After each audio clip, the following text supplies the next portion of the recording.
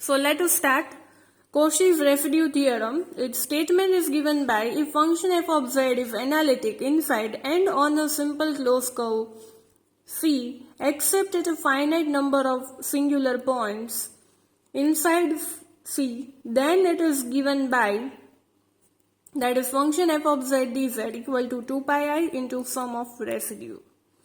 આપણને જો કોઈ પણ એનાલિટિક ફંક્શન છે એ ઇનસાઇડ કોઈ પણ ફંક્શન છે એ ઇનસાઇડ પોઈન્ટ્સ પર એનાલિટિક થતું હશે તો એ પોઈન્ટ પર આપણે કોશીઝ રેસિડ્યુ થિયરમ અપ્લાય કરશું. આપણે એક્ઝામ્પલ જ્યારે કરતા હતા આગળ ત્યારે આપણે જોયું હતું કોશીઝ ઇન્ટિગ્રલ ફોર્મ્યુલામાં એમાં ઘણા પોઈન્ટ્સ એવા આવશે કે આઉટસાઇડ પણ આવશે ને ઘણા પોઈન્ટ છે ઇનસાઇડ પણ આવશે. તો ઇનસાઇડ પોઈન્ટ આવતા હોય એની માટે કોશીઝ રેસિડ્યુ થિયરમ અપ્લાય થશે, આઉટસાઇડ પોઈન્ટ માટે અપ્લાય નહીં થાય. જ્યારે પણ તમને એમ કહે કે રેસિડ્યુ થિયરમથી કરો તો ઇનસાઇડ પોઈન્ટ્સ છે એની પર જ ધ્યાન આપવાનું છે, કેમ કે Cauchy's residue theorem is apply to only inside points. Okay, and it's formula is function f of z dz equal to 2 pi I into sum of residues. Sum of residues find કરતા આવડે છે આપણને, એ ખાલી put કરી દેવાનું છે into 2 pi I કરવાનું છે. Okay, so here integrals are taken in the anti-clockwise direction around the C. So now let us see the example. Example 1, evaluate z square minus 4z plus 4 by z plus I dz where C is given by mod z equal to 2 by residue theorem. You have to solve this by residue theorem. Okay, so આમાં function આપણને કયું આપેલું છે, z square minus 4z plus 4 by z plus I. હવે જો z plus I ડિનોમિનેટરને equal to 0 put કરો તો તમને પોલ મળશે. તો આમાં કેવું પોલ મળશે, z plus I equal to 0 કરીએ તો z equal to minus I. z equal to minus I is the simple pole, કેમ કે આનો ઓર્ડર છે એ કેવો છે, 1 છે. So it is a simple pole. Okay, and you have to write that C is the circle that is with z equal to 2 and center at 0, 0 and the radius is 2. Okay, જે equal to આપેલું છે એ તમારું radius છે. સો centre છે 0,0 પર છે અને સર્કલનું radius છે એ 2 છે. ઓકે, હવે for z equal to minus I આપણે ચેક કરીએ કે પોઈન્ટ ઇનસાઇડ આવે છે કે આઉટસાઇડ આવે છે. તો એની માટે આપણે mod z equal to mod I, એટલે કે મોડ આઈની વેલ્યુ શું થશે, 1. એને આપણે રેડિયસ સાથે કમ્પેર કરતા હતા. જેને પહેલાના લેક્ચર્સ જોયેલા હશે એને આ મેથડ ખ્યાલ હશે. ઓકે, તો આ જે 1 આવ્યું એને આપણે રેડિયસ સાથે કમ્પેર કરતા હતા કે મોટું આવે છે 1 કે રેડિયસથી મોટું આવે છે કે નાનું આવે છે. તો here 1 is less than 2. Okay, અને જ્યારે પણ એ લેસ ધેન આવે છે ત્યારે it is inside the circle. So hence z equal to minus i lies inside C. Okay, now z equal to minus I જે છે that is a simple pole, and as it is a simple pole we will use the formula of type 2. type 2 ની formula use થશે અહીંયા residue find કરવું હોય તો. so it will be residue of function f of z at z equal to minus I, that is limit z tends to minus I z minus a એટલે કે z plus I into the given function. What is the function? Z square minus 4z plus 4 by z plus I. Now you can see again this z plus I and z plus I will get cancelled. So we will put the limit in this term, z square minus 4z plus 4, and if you will put limit here then you will get minus 1. Okay, sorry, minus I whole square minus 4 into minus I plus 4, that is minus 1 plus 4I plus 4, and that is equal to 4I plus 3. So finally you will get the residue, that is 4i plus 3. Now by Cauchy's theorem, by Cauchy's residue theorem, આપણે જે આગળ residue થિયરમથી આપણને કરવાનું કીધું છે, તો એની formula શું છે કે function f of z dz that is equal to 2 pi I into sum of residues. Okay, so 2 pi I into sum of residue શું આવે છે 4i plus 3, તો એ આપણે ખાલી અહીંયા પુટ કરી દેશું.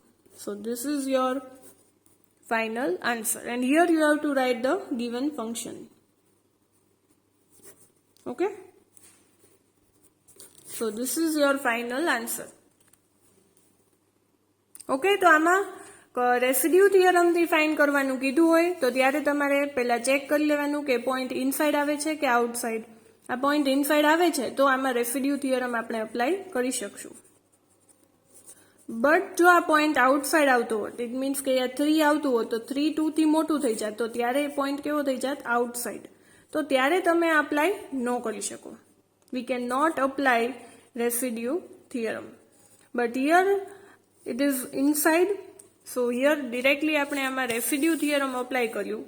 રેસિડ્યુ થિયરમ અપ્લાય કરવા માટે 2 pi I into sum of residue, એટલે કે આનું રેસિડ્યુ ફાઇન્ડ કરવાનું, એ તમને મળે એ આ પુટ કરી દેવાનું. Okay, so now let us see the another example. Example 2. Evaluate integral 1 by z minus 1 whole square into z minus 3 dz where c is z equal to 2 by residue theorem.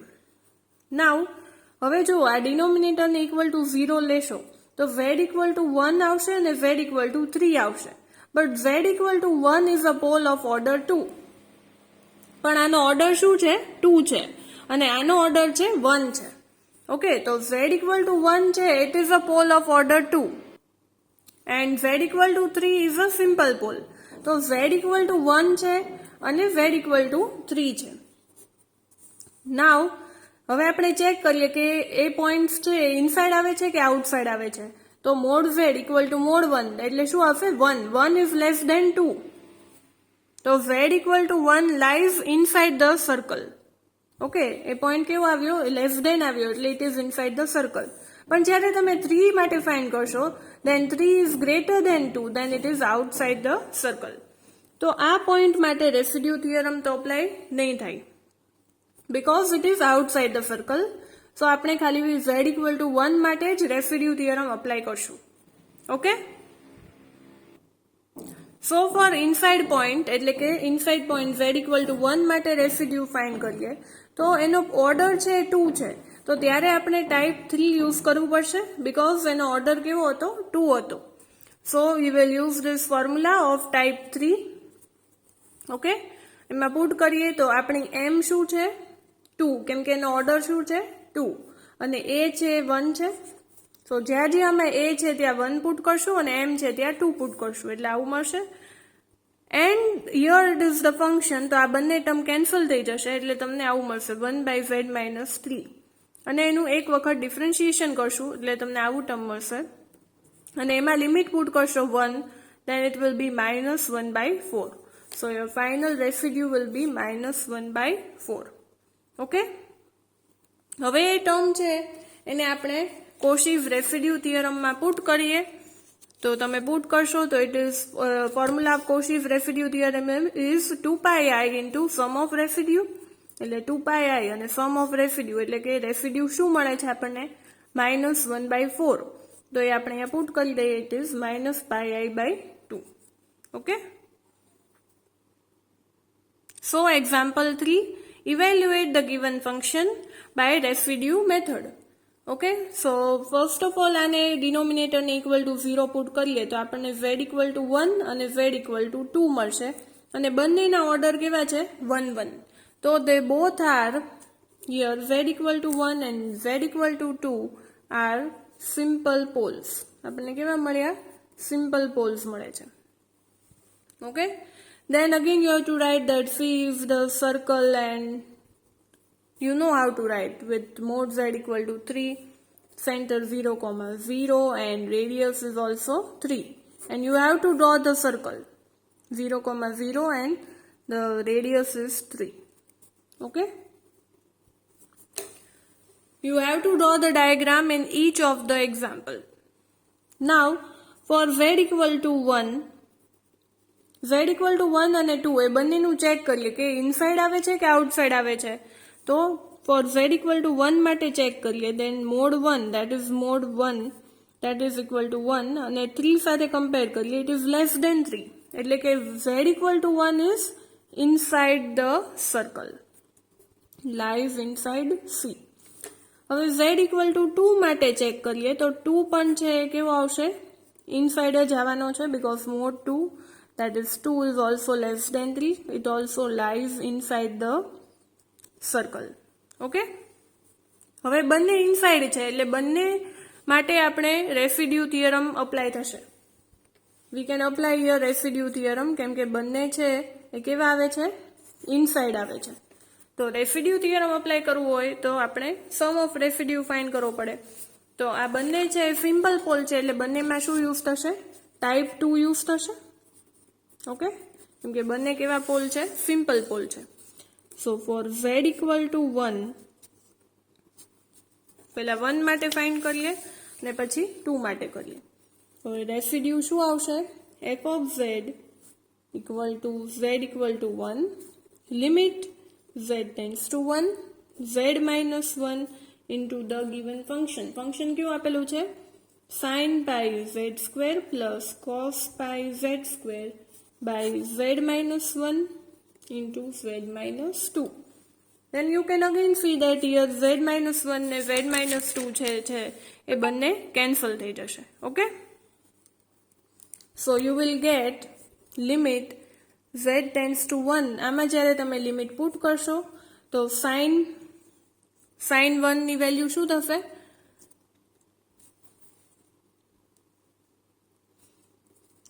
sin pi into 1 plus cos pi and upon 1 minus 2.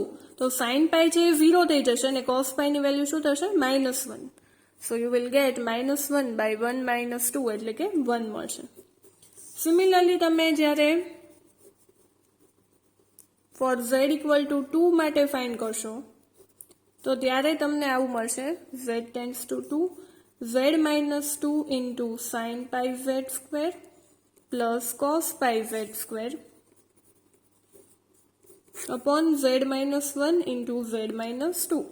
Again આ બંને cancel થઈ જશે અને આમાં જ્યારે તમે z equal two 2 ની limit મૂકશો તો અહીંયા તમને sin 4 pi મળશે plus cos 4 pi by 2 minus 1. Sin 4 pi is 0 and cos 4 pi is 1. So again you will get 1. So Cauchy's residue theorem apply કરીએ આપણે. Then Cauchy's residue theorem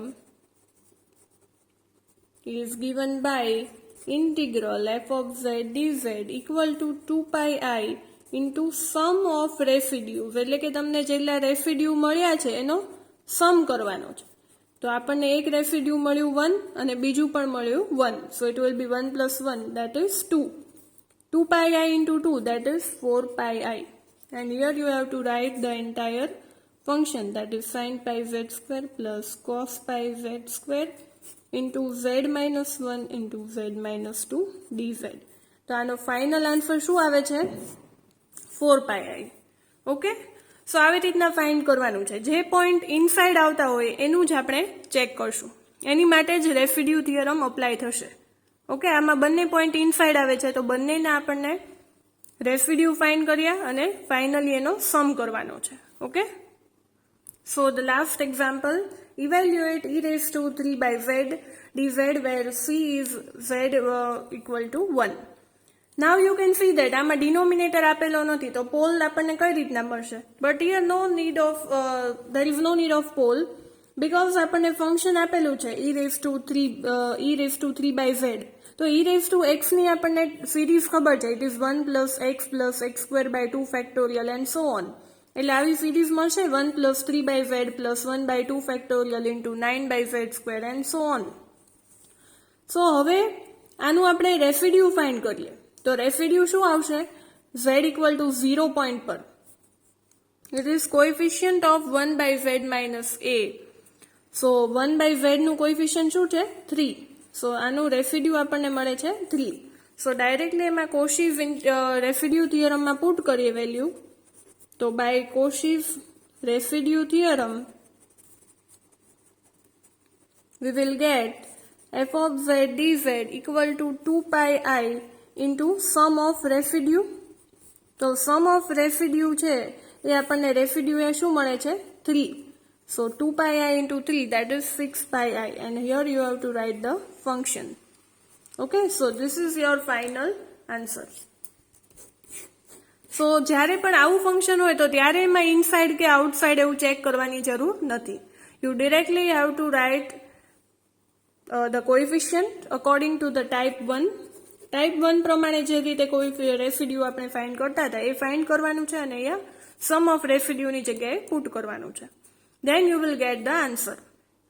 Okay? So thank you everyone. Do practice such type of examples at your home. I hope you all liked my video lecture. Thank you.